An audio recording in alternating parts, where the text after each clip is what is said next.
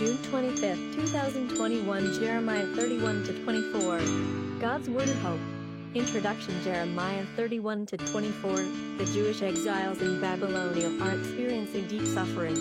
Jeremiah declares that their weeping will be replaced by singing and that joy will overtake grief. The Lord will rescue, heal, and rebuild God's people with mercy and compassion. Today's scripture, Jeremiah 30:18. The Lord says, I will restore my people to their land and have mercy on every family. Jerusalem will be rebuilt, and its palace restored. Today's reading, the Lord's promises to his people. 1. The Lord, the God of Israel, 2, said to me, write down in the book everything that I have told you. 3. Because the time is coming when I will restore my people, Israel and Judah. I will bring them back to the land that I gave their ancestors, and they will take possession of it again. I, the Lord, have spoken. 4. The Lord says to the people of Israel and Judah. 5. I heard a cry of terror, a cry of fear and not of peace. 6. Now stop and think. Can a man give birth to a child? Why then do I see every man with his hands on his stomach, like a woman in labor? Why is everyone so pale? 7. A terrible day is coming. No other day can compare with it. A time of distress for my people, but they will survive.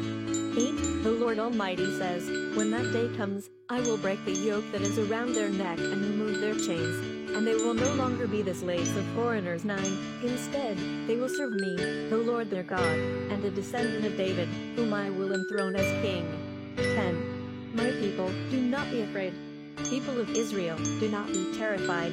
I will rescue you from that faraway land, from the land where you were prisoners. You will come back home and live in peace.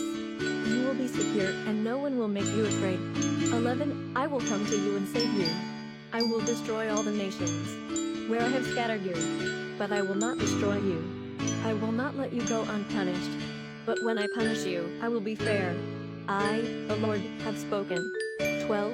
The Lord says to his people, your wounds are incurable. Your injuries cannot be healed. 13. There is no one to take care of you. No remedy for your sores. No hope of healing for you. 14. All your lovers have forgotten you. They no longer care about you. I have attacked you like an enemy. Your punishment has been harsh, because your sins are many, and your wickedness is great. 15. Complain no more about your injuries. There is no cure for you. I punished you like this, because your sins are many, and your wickedness is great. 16. But now, all who devour you will be devoured, and all your enemies will be taken away as prisoners. All who oppress you will be oppressed, and all who plunder you will be plundered. 17. I will make you well again. I will heal your wounds. Though your enemies say, Zion is an outcast, no one cares about her. I, the Lord, have spoken. 18. The Lord says, I will restore my people to their land, and have mercy on every family. Jerusalem will be rebuilt, and its palace restored. 19. The people who live there will sing praise. They will shout for joy. By my blessing they will increase in numbers. My blessing will bring them honor. 20. I will restore the nation's ancient power, and establish it firmly again. I will punish all who oppress them. 21-22. Their ruler will come from their own nation, their prince from their own people. He will approach me when I invite him.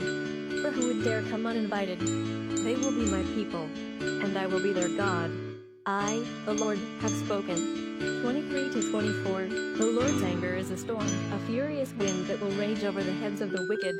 It will not end until he has done all that he intends to do. In days to come his people will understand this clearly. Reflect in this passage, the people of Israel and Judah are told to expect both punishment and forgiveness. How is punishment described?